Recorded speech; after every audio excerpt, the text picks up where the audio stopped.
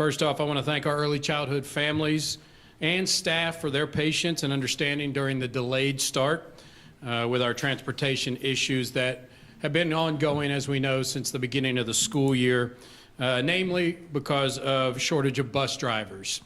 And so I want to make sure we understand that if we have early childhood transportation like it's always been, it would add about 125 routes to our current fleet, which we clearly don't have. We are currently right at the number of drivers that we have routes. If there are call-ins, like we have some today, then we are short drivers. So adding approximate 125 routes would be impossible under our current circumstances. So we've really had to think outside the box, think about how we can get our early childhood students in as quickly as possible, transport as many as we possibly can, and find other ways to support families as well. So first and foremost, it's important to note we will open up all early childhood locations on Monday, September 25th. So a week from Monday, we will begin our early childhood programs, but we are going to have some changes to the program and some transportation to meet those needs. The first week that we will have, that 25th, and you know the next week we are on fall break, so we wanted to get our students in prior to fall break. We will not have transportation for students that first week other than those who have special ed students with it noted, transportation noted on their IEP, which is their individual education plan, and they are provided with that transportation. All other students, it will be, there will be no transportation that week. We will begin transportation the following week, which begins on Monday, October 9th. Now, here's how we had to divide the day up. Regulations from the state say that special education students in early childhood must be given at least 2.5 hours of instructional time. So we are dividing up the day into early child instructional time and early childhood enrichment time. When we begin transportation, we will be transporting all of our special ed students, whether it's noted on their IEP or not. That transportation to support the instructional time will occur from 10:30 a.m. to 1:30 p.m. All students will be, and all of our centers will be open for both enrichment time before and after that instructional time. So it will be open for the entire day. That transportation for our special ed students will be from 10:30 to 1:30. If anyone wants their child to take place in the full day, the early childhood enrichment, they can see the location time on our website for the hours. They will match the hours for the elementary school, and we are also have for our centers online as well. So for families who can provide transportation for their early childhood students in the morning and afternoon, we are working on a plan where we will provide a monthly monetary stipend to all families who will need that transportation. We're working on that plan now. I can't divulge the exact number that will be for families. That does take board approval. We will bring that to our board at our next board meeting, which is September 26th, I believe, a week from Tuesday, for approval. But for the remainder of the year, we will be providing that monthly monetary stipend for families who provide transportation to their students. Also want to note about half of our early childhood education students are students that are special education. So once again, those students will be provided transportation. Those hours again are 10:30 a.m. to 1:30 p.m. This will not impact our normal K through 12 routes. Also, an important part of that plan, this is similar to some other cities that have been doing this. Philadelphia is an example of it that does it actually K through 12. We decided to start with our early childhood to support our families as well. So we'll have more information on that monthly monetary stipend. Also, as a result of lost days over the past 4 weeks when early childhood should be in, we will be extending summer programming next summer. It is Ready for K program is what we call it. So we will be extending that by several weeks for families to make up for the time that was missed at the front end of this year. So families will have that additional time in the summertime to support their readiness for kindergarten. And so I will say this about our bus drivers. Once again, thank you very much for all of your hard work. We've got about 575 bus drivers right now who are working extremely hard.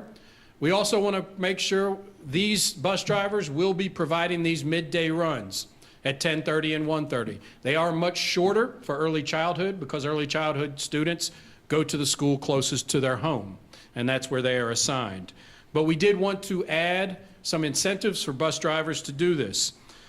So really what we took a look at was adding to what we call challenging routes. So currently we do give an increase in hourly pay for challenging routes. If someone has a challenging route, that's an additional $5 an hour for a bus driver.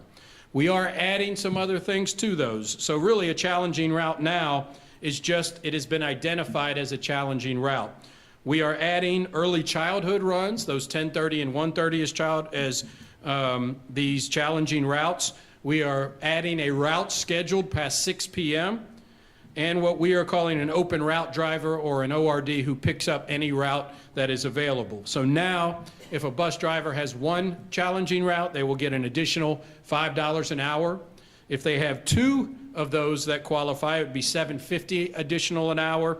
And if they have three, it would be $10 an hour. So if they drive a challenging route, they pick up an early childhood route, and they have a route that's past 6 p.m., those drivers would make an additional $10 an hour. I do want to say this for our bus drivers, and thank you for the Teamsters and John Stovall in working with us on this. And for anyone out there who wants to drive, this is an important note. With these additional benefits for our bus drivers, if a bus driver works and has 3 challenging routes, they'll make $37.75 an hour. $37.75, that would be an average, a step 4 person, so someone who has about 4 years of experience. But that's $37.75 an hour. Then they get paid additional for the overtime. For doing the early childhood routes, it would be overtime. So for those 15 hours a week, if they took morning and afternoon, they would be making $56.62 an hour. So combined for that, that bus driver, if they did that, would make $2,359 per week. So clearly we are putting our financial backing behind our bus drivers to do this. This is the way that we have to do it. I would encourage anyone out there who wants to become a bus driver. We offer classes ongoing, and we pay while you're getting your CDL. We train to get the CDL. Once again, we have 575 bus drivers. We need about 100 more in order to meet all of the needs of our current transportation system. So I know that's a lot. It's been a big project for us to work on, but we're excited to get our early childhood kids back in class a week from Monday, and our families, I know, are excited to do the same as well. Happy to take any questions that you have. Can you just elaborate, what have early childhood educators been doing in the meantime? We know some trainings, home visits, things like that, but was there enough of that to fill up the time that they were getting paid for while working? I think you would see training. Obviously, you would see home visits. I think support of the elementary schools as well. I think we could say that that's going on in the elementary schools, support preparation for the year. But yeah, I mean, that's I know they're chomping at the bit to get going to have kids come with them. So the preparation to get ready. And I would say this, probably in education, that's what we need to start thinking about, is paying our teachers to have more time to get ready for the school year. So I know they're prepared and ready to go, but that encompasses what they've been doing. Does early childhood, do the kids affected include those who are in Head Start as well as state-funded public pre-K?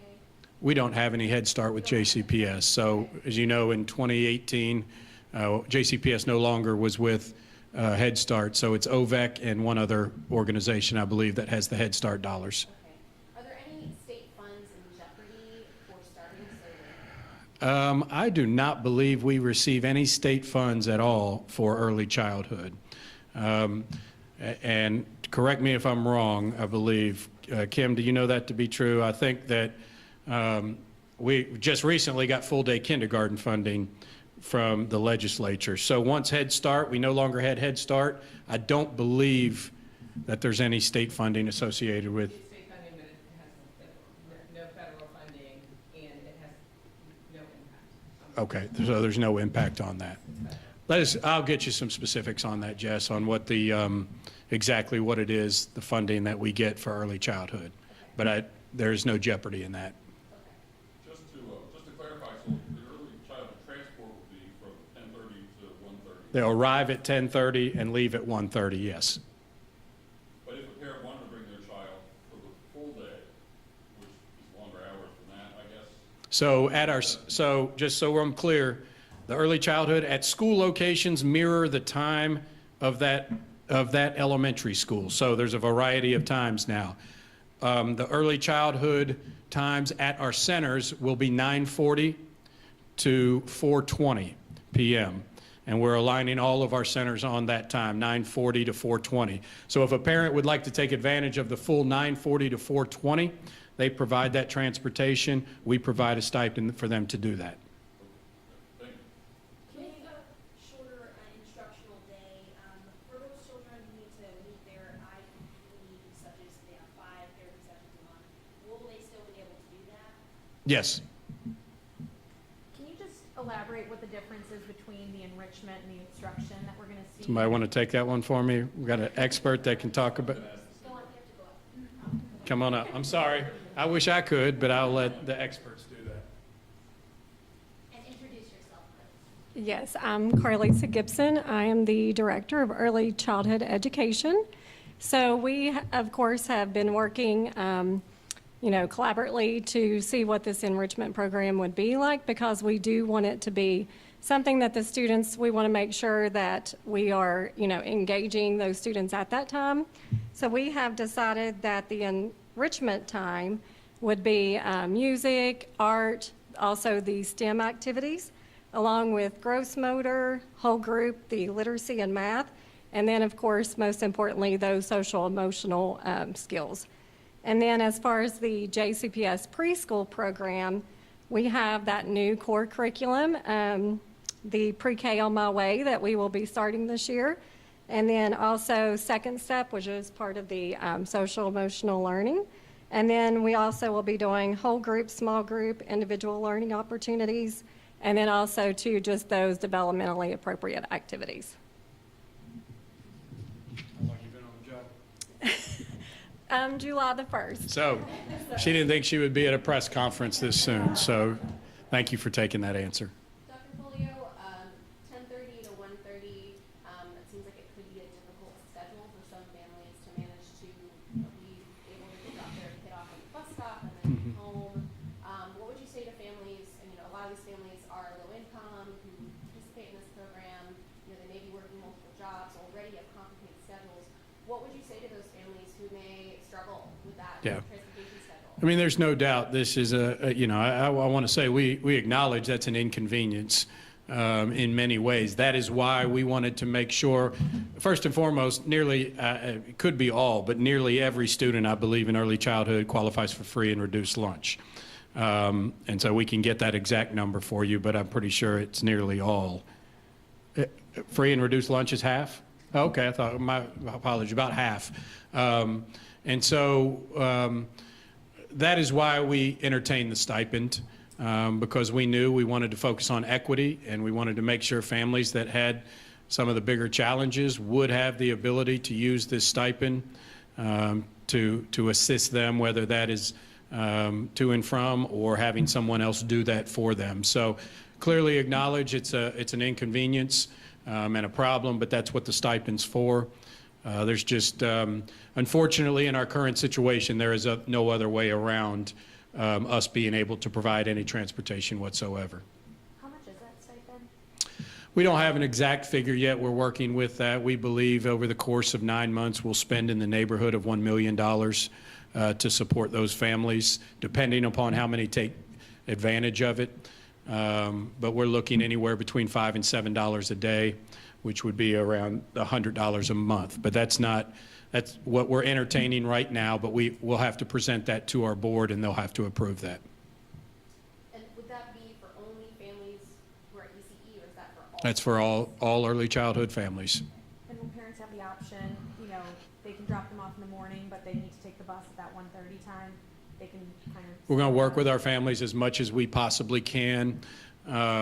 The hard part is we can't have them coming and going, like sometimes transportation, sometimes not, because we have to build in stops. But we'll do everything we can to work with our families for success. Is the district tracking how much instructional time is being lost K-12 at Yeah, we're taking a look at that. I mean, clearly, our number one obviously is getting them there and getting them home. I think we'll find, we have not done that collectively yet, but we'll find that it's significantly less than last year. Okay, so you are tracking Yes. hourly instructional loss? Yes. Yep. Any other questions? Thanks for coming, guys. Have a great weekend. Thank you so much.